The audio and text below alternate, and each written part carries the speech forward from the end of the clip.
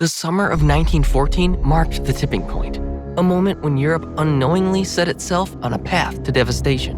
What began as a regional crisis in the Balkans quickly spiraled into a global conflict fueled by ambition, fear, and entangled alliances. On July 28, Austria-Hungary's declaration of war on Serbia ignited a chain reaction, mobilizing over 65 million soldiers and plunging the world into an unprecedented inferno. By 1918, over 16 million were dead, 20 million wounded, empires had crumbled, and the world was forever changed. This war was fought on a massive scale. The Western Front in France and Belgium became a static wasteland of trenches, machine guns, and relentless artillery.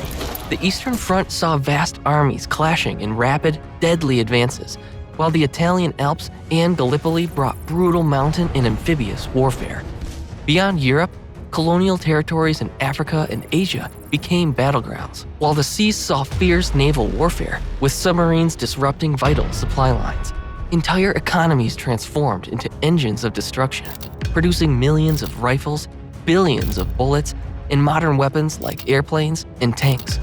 The First World War left no corner of the globe untouched. To understand how diplomacy failed and chaos prevailed is to uncover the story of the Great War's origins.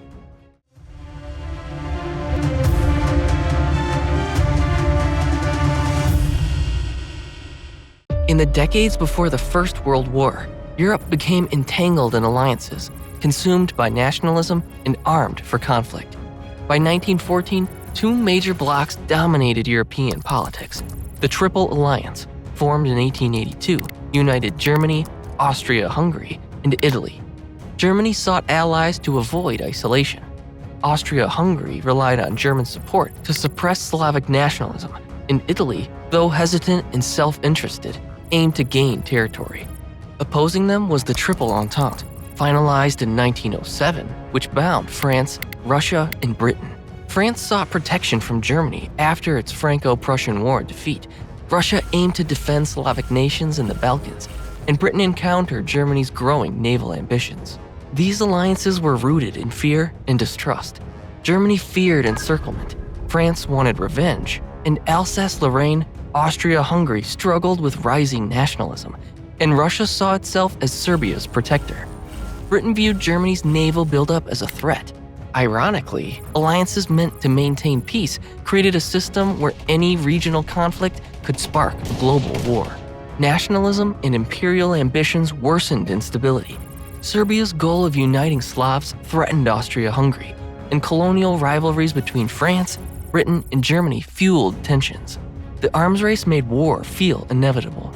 Germany and Britain built vast navies of dreadnoughts, while European powers expanded armies and stockpiled weapons like machine guns and artillery. This militarization was like a loaded gun on a hair trigger, where even a small spark could ignite catastrophe. By 1914, Europe was a fragile, volatile continent, primed for disaster. A system designed to deter war instead guaranteed it. The assassination of Archduke Franz Ferdinand in Sarajevo on June 28, 1914, lit the spark that set Europe ablaze. Austria-Hungary, determined to crush Serbia nationalism and secure its weakening empire, issued an ultimatum to Serbia with demands so harsh they were designed to be rejected. Serbia accepted most terms but refused some critical conditions, prompting Austria-Hungary to declare war on July 28, 1914. This localized conflict quickly escalated due to Europe's fragile alliance system.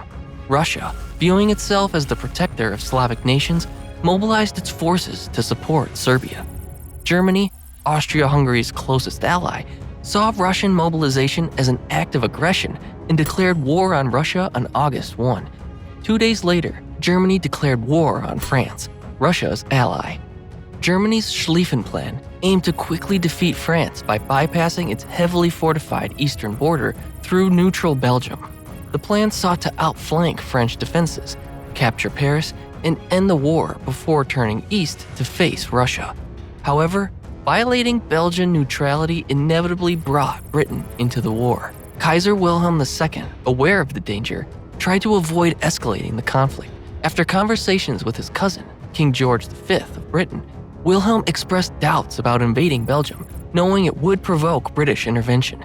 Yet Germany's military leadership, committed to the Schlieffen Plan, insisted their strategy was already underway and could not be stopped. On August 4, 1914, German troops marched into Belgium, violating international agreements. Britain, in response, declared war on Germany, turning the conflict into a global war. Within a week, Europe's powder keg had exploded. Mobilizations across Europe proved impossible to stop, as treaties and rivalries turned a Balkan crisis into a global conflict. As the war spread, nations around the globe mobilized millions of soldiers, turning the conflict into a worldwide catastrophe. Germany entered with 3.5 million well-trained troops in advanced artillery, executing its Schlieffen Plan against France and Russia. France, fueled by a desire for revenge, deployed 3.7 million soldiers, while Russia raised over 5 million troops, the largest army, but plagued by logistical and leadership weaknesses. Britain, with an initial professional force of 248,000, quickly mobilized over 4 million troops, heavily supported by soldiers from colonies such as India, Australia, and Canada. Italy, initially neutral, joined the Allies in 1915 after the Treaty of London, mobilizing 5.6 million troops to fight on the mountainous Italian front. In October 1914, the Ottoman Empire joined the Central Powers, opening critical new fronts in the Middle East. The Gallipoli campaign saw brutal fighting as Allied forces, including Australian and New Zealand troops, failed to seize the Dardanelles Strait. In Mesopotamia, British forces sought to control oil-rich regions, clashing fiercely with Ottoman troops. Meanwhile, the empire also launched offensives in the Caucasus against Russia and engaged in devastating internal campaigns, including the Armenian genocide, which resulted in over 1 million deaths. These new theaters of war added immense complexity to an already global conflict. Meanwhile, Japan declared war on Germany in 1914, using the opportunity to seize German colonies in China's Shandong Peninsula and the Pacific Islands of Micronesia, asserting its naval dominance in the region. These actions allowed Japan to expand its influence in Asia while aligning with the Allies, further globalizing the conflict. By 1917, the United States, pushed by German unrestricted submarine warfare and the Zimmermann telegram, entered the war with 4.7 million soldiers, nearly 2 million of whom were deployed to Europe. The intercepted telegram proposed that Mexico join the Central Powers if the US entered the war, in exchange for German support in reclaiming Texas, Arizona, and New Mexico. Outraged by this threat and repeated submarine attacks, the US abandoned neutrality. Factories and railroads worldwide churned out weapons and ammunition, fueling an industrialized war unlike any before. By 1918, the conflict involved over 65 million troops, touching every corner of the globe and leaving devastation on an unprecedented scale. The First World War was shaped by the decisions and missteps of its key leaders, many of whom found themselves navigating crises beyond their control. Kaiser Wilhelm II of Germany was known for his impulsiveness and erratic policies. Obsessed with securing Germany's place as a world power, his aggressive militarism and desire for dominance alienated neighboring nations. Yet during the July crisis, Wilhelm hesitated, mistakenly believing the war could be contained after Austria-Hungary's declaration against Serbia. Earlier in the crisis, Wilhelm exchanged a series of personal telegrams with Tsar Nicholas II of Russia, his cousin, in a desperate attempt to prevent war. Calling each other Willie and Nicky, the two monarchs pleaded for restraint, but their efforts were overwhelmed by rigid military plans and mounting political pressures. Tsar Nicholas II of Russia faced a difficult choice. Torn between loyalty to Serbia and his empire's internal instability, he reluctantly authorized mobilization against Austria-Hungary. This decision, however, provoked Germany and escalated the conflict. Nicholas's weak leadership and reliance on outdated advisors further hampered Russia's ability to prepare for war. Franz Joseph, the aging emperor of Austria-Hungary, was desperate to preserve his crumbling empire. Pressured by his advisors, he approved the ultimatum to Serbia, knowing it would likely lead to war. His reliance on German support reflected the empire's inability to act alone in suppressing Balkan nationalism. Across the Atlantic, Woodrow Wilson, President of the United States, clung to neutrality for as long as possible. However, German provocations like unrestricted submarine warfare and the Zimmermann telegram forced his hand, leading him to declare war in 1917. The July crisis highlighted the dangerous miscalculations of European leaders. Many believed war could be controlled and short-lived. Instead, their overconfidence and mismanagement unleashed a conflict of unprecedented scale, proving that even small decisions can have catastrophic consequences. The First World War destroyed entire generations. Over 16 million died, and 20 million were wounded. Battles like the Somme and Verdun caused over 1 million casualties each, gaining little ground. Civilians suffered immensely. Towns like Ypres and Verdun were reduced to ruins. Millions of refugees fled advancing armies and famines, such as Germany's turnip winter of 1916-17, devastated entire populations. The war reshaped the 20th century. Empires fell, borders were redrawn, and seeds of future conflicts like World War II were sown. The First World War serves as a warning of how fear and ambition can lead to global catastrophe.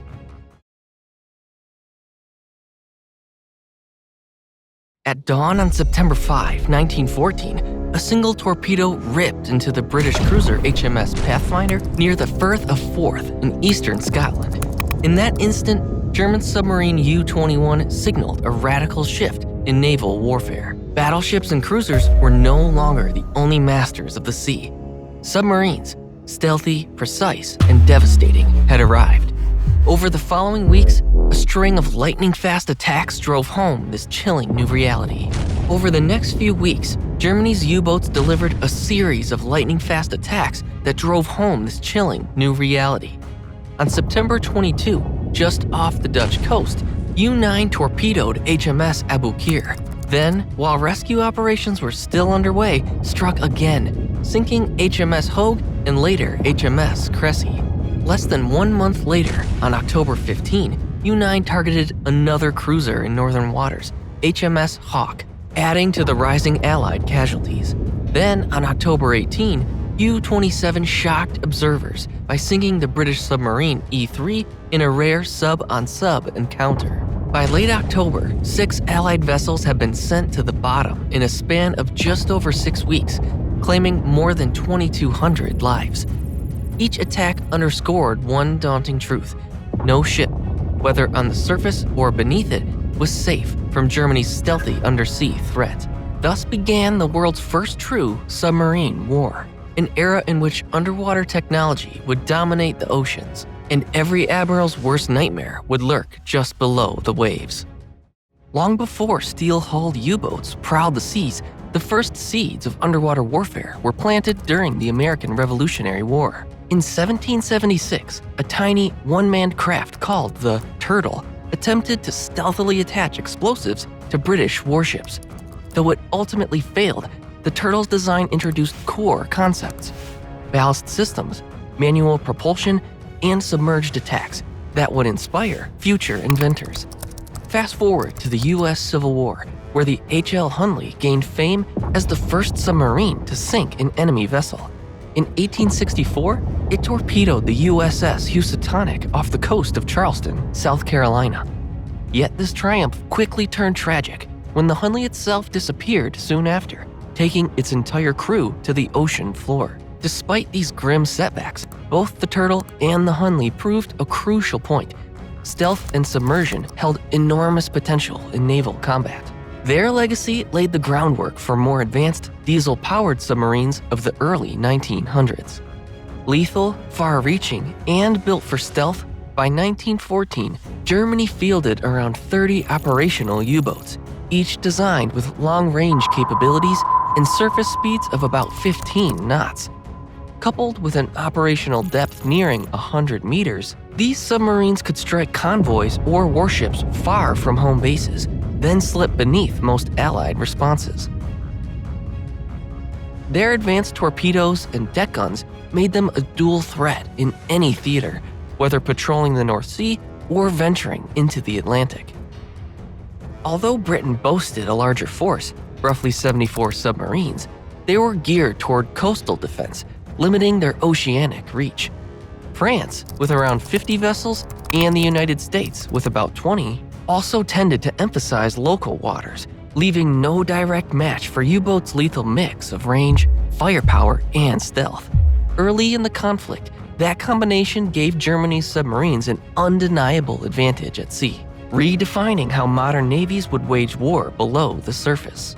As the war progressed, submarine fleets soared across all major powers. Germany's U-boat force rose from around 30 to over 100, bolstered by extra torpedo tubes and heavier deck guns, while Britain built more than 120 submarines, many still geared for coastal defense. France and the United States expanded as well, though largely in home waters. This intensified arms race at sea cemented the submarine's role as a pivotal weapon capable of reshaping global naval power. By early 1915, Germany had fully embraced unrestricted submarine warfare around the British Isles, designating any vessel, whether enemy or neutral, as a valid target. The objective was to choke off Britain's maritime supply lines, effectively starving the island nation into submission. The most infamous attack occurred on May 7, when U-20 torpedoed the RMS Lusitania off Ireland's southern coast, killing nearly 1,200 people, including 128 Americans. Just days earlier, on March 3, U-28 sank the British cruiser HMS Acasta, heightening the sense of vulnerability among Allied naval forces. These brutal assaults provoked global outrage and intensified anti-German sentiment, pushing the United States closer to open involvement in the conflict. Meanwhile, German U-boats also ventured into the Mediterranean, while Allied transports in the Aegean Sea faced continuous danger, especially during the Gallipoli campaign, where any disruption to supply routes could prove disastrous. Britain and France hurried to defend these critical passages, intensifying naval patrols and experimenting with early anti-submarine measures, from underwater mines to rudimentary hydrophones. Thus, the race to counter Germany's growing undersea threat began in earnest. By 1916, Germany was fielding a new generation of longer-range U-boats, such as the U-19 class, capable of extended patrols in the North Atlantic and even threatening waters off North America. These improved vessels featured enhanced diesel engines, deeper diving limits, and greater torpedo capacity, magnifying Germany's ability to strike at vital Allied shipping lanes. In response, the Allies introduced early hydrophones, primitive underwater listening devices, to detect submarine propellers, while destroyers and armed trawlers conducted more frequent patrols along known transit routes. Diplomatically, the SS Sussex incident in March 1916, where a French ferry was torpedoed with American citizens on board, provoked intense international pressure. Germany briefly moderated its attacks to avoid further antagonizing the United States, but tensions continued to simmer. As both sides adapted, the undersea battlefield grew more unpredictable. Germany's upgraded U-boats tested Allied defenses, while each new Allied countermeasure forced the German Navy to refine tactics yet again. Early in 1917, Germany intensified its U-boat campaign by resuming unrestricted submarine warfare in the North Atlantic. No longer issuing warnings, German submarines attacked all vessels, aiming to sever Britain's crucial lifelines and force a swift Allied collapse. As a result, Allied shipping losses surged, often exceeding 500,000 tons per month. Amid these mounting threats, diplomatic chaos erupted with the interception of the Zimmermann telegram in January 1917, in which Germany encouraged Mexico to reclaim lost territories from the United States if it joined the Central Powers. This revelation, coupled with ongoing submarine attacks on American vessels, pushed U.S. President Woodrow Wilson to ask Congress for a declaration of war. On April 6, 1917, the United States officially entered the conflict, throwing its vast industrial and military resources behind the Allies. To combat rampant U-boat attacks, the Allies introduced the convoy system, grouping merchant ships under dedicated naval escorts. Armed destroyers employed depth charges, canisters set to explode at predetermined depths, forcing submarines to surface or flee. Additionally, the Otranto Barrage, an extensive minefield and naval blockade at the Strait of Otranto between Italy and Albania, was established to prevent Austro-Hungarian and German submarines from accessing the wider Mediterranean Sea. These measures, along with tighter intelligence sharing and more coordinated maritime patrols, helped reduce losses and gradually eroded Germany's underwater advantage, though the threat of the U-boat remained potent well into 1918. By 1918, Allied countermeasures against German U-boats had reached a new level of effectiveness. The convoy system, now fully established, drastically lowered merchant shipping losses by placing entire fleets under the watchful eyes of armed escorts and destroyers equipped with depth charges. Meanwhile, extensive mine barrages in the North Sea, particularly the massive northern barrage between Scotland and Norway, choked off vital U-boat passageways. Early forms of aerial reconnaissance also contributed, spotting submarines near the surface or pinpointing likely routes. As Germany's attack options dwindled, mounting U-boat losses undermined its once formidable underwater advantage. Throughout the war, German U-boats launched over 55,000 torpedo attacks, sinking more than 5,000 Allied ships. Resupply and crew replacement became increasingly difficult, with morale plummeting as missions turned into desperate gambles. By autumn, Germany was on the verge of collapse on both land and sea. Under the terms of the Armistice, German U-boats were surrendered or scuttled, marking the end of an intense campaign that had reshaped naval warfare worldwide. By the war's end, over 5,000 Allied ships had been sunk, yet Germany lost more than 200 U-boats in the process, demonstrating both the power and vulnerability of undersea warfare. The submarine's impact accelerated sonar research and improved torpedo design, setting the stage for modern anti-submarine tactics. Mines, hydrophones, and convoy systems would all evolve rapidly in the post-war years, forever transforming naval strategy. These developments foreshadowed an even larger U-boat campaign during World War II, when newer technologies and global reach would make submarine warfare more decisive and devastating than ever before.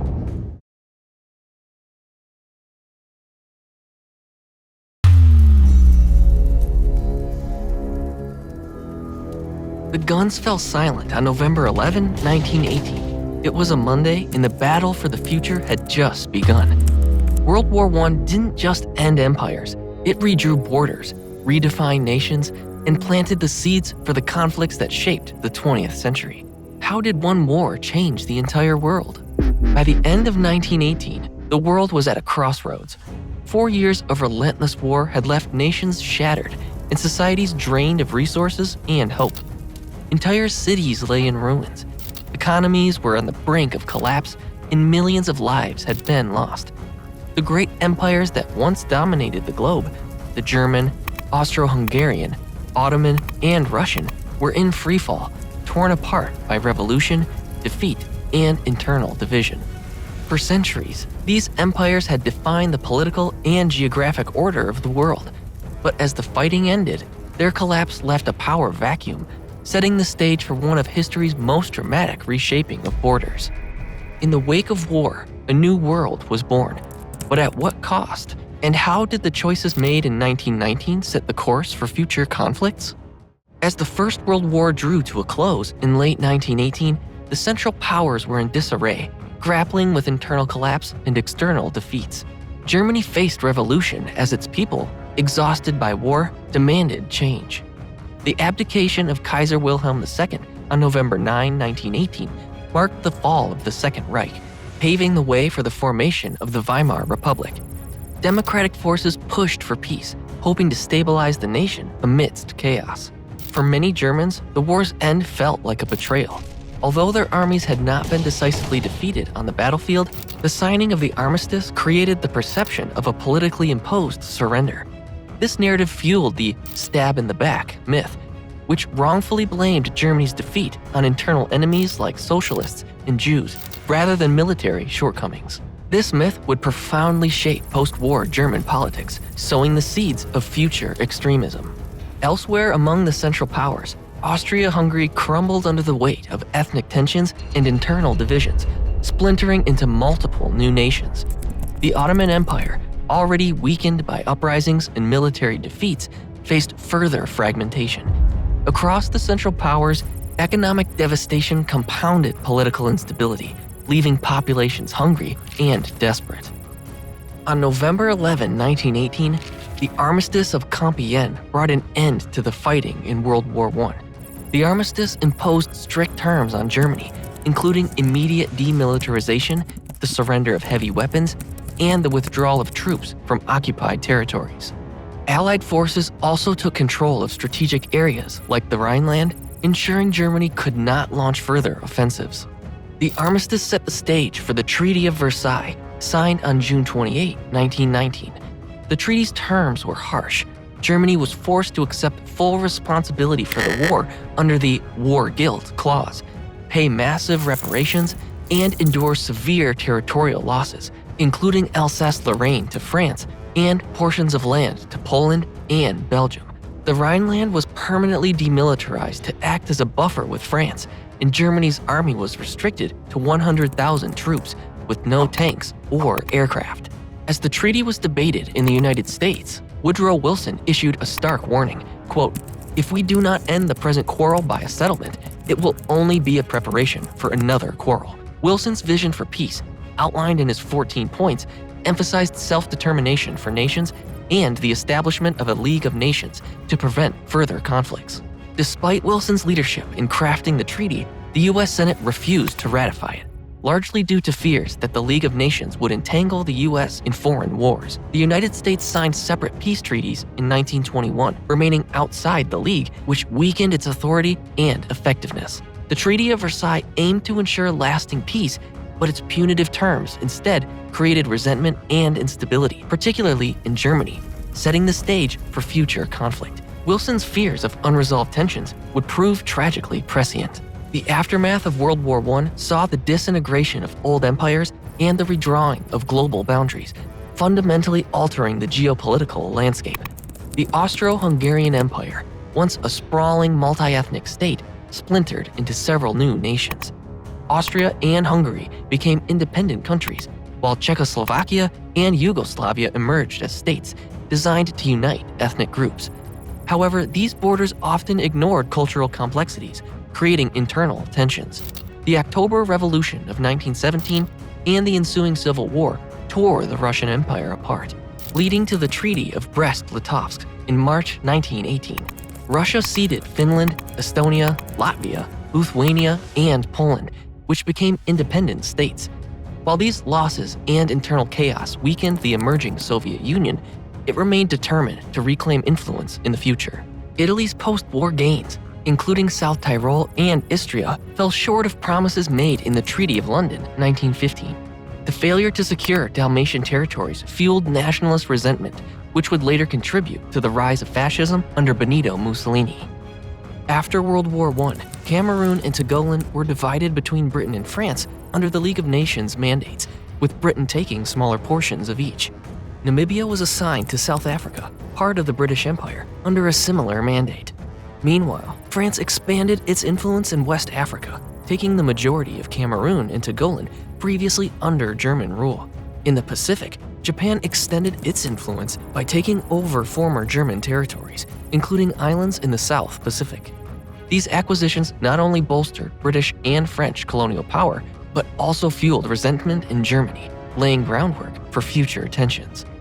Japan emerged from World War I as a rising force in the Pacific, skillfully using the conflict to expand its territorial reach. By seizing former German territories, including the Marshall, Caroline, and the Mariana Islands, Japan solidified its dominance in the region. This calculated expansion wasn't just opportunistic, it marked the dawn of Japan's ascent as a major regional power, setting the stage for its growing ambitions in the decades to come. The US emerged from the war as an economic and military powerhouse. Though it returned to isolationism, the global influence of American industry and finance grew, setting the stage for its future role as a world leader. The collapse of the Ottoman Empire marked a dramatic turning point in the Middle East, as its vast territories were partitioned among the Allied powers. Through mandates sanctioned by the League of Nations, Britain and France imposed their control, redrawing the region's borders to suit their colonial ambitions. The roots of this division lay in the Sykes-Picot Agreement of 1916, a secret deal between Britain and France that divided Ottoman lands into spheres of influence. Britain took control of Palestine, including the area that would later become a point of contention as Israel, as well as the oil-rich lands of Iraq. France, meanwhile, gained control over Syria and Lebanon, territories strategically important for their proximity to European colonial holdings. Amid this reshaping, one region resisted partition. Led by Mustafa Kemal Atatürk, Turkey successfully fought off occupying forces, rejecting Allied plans to carve up Anatolia. By 1923, Atatürk had established the Republic of Turkey, a modern secular state built on sweeping reforms that transformed Turkish society and governance. At the same time, British policy in Palestine further complicated the region's future. In the Balfour Declaration of 1917, Britain promised to support the establishment of a Jewish homeland in Palestine, a move that intensified tensions with the Arab population already living there. This commitment, combined with British control, sowed the seeds of enduring conflict in the region, a legacy of division and unrest that continues to shape the Middle East to this day. The Ottoman Empire's partition created many of the Middle East's modern problems. New borders split communities that once coexisted and forced rivals together, sparking long-lasting conflicts like the Israeli-Palestinian dispute and struggles in Iraq and Syria. These divisions continue to shape the region's politics, linking its history to ongoing tensions and aspirations for the future. The aftermath of World War I reverberated far beyond the battlefields of Europe, reshaping global politics and fueling tensions that would shape the modern era. The Treaty of Versailles and the new borders it imposed triggered outrage, discontent, and lasting instability. Across Europe, newly formed states like Czechoslovakia and Yugoslavia grappled with ethnic divisions and fragile political structures, creating internal instability that would linger for decades. In the Middle East, the arbitrary borders imposed by Allied powers disregarded the region's complex demographics, fostering sectarian tensions that continue to shape conflicts in Palestine, Iraq, and Syria. In China, the decision to award Shandong province to Japan rather than returning it to Chinese control sparked a wave of nationalist protests. The May 4th movement in 1919 became a defining moment in the country's push for sovereignty and modern reform. Meanwhile, in Germany, harsh treaty terms and economic struggles deepened resentment, fueling demands for revision and laying the groundwork for political extremism. The promises of autonomy made to colonies during the war were largely unfulfilled, sparking widespread dissatisfaction and fueling nationalist movements in Africa, India, and the Middle East. The global shift in power dynamics also bred resentment in countries like Italy and Germany, where dissatisfaction with territorial outcomes contributed to the rise of fascist ideologies and leaders like Mussolini and Hitler. Finally, the displacement of millions, including ethnic Germans, Armenians, and others, created humanitarian crises and reshaped populations across Europe and the Middle East, further compounding the turmoil of a world struggling to recover from war. The decisions made in 1919 didn't just end a war, they shaped the next century. Subscribe, like, and hit the bell to stay in the loop and join us on this journey through history.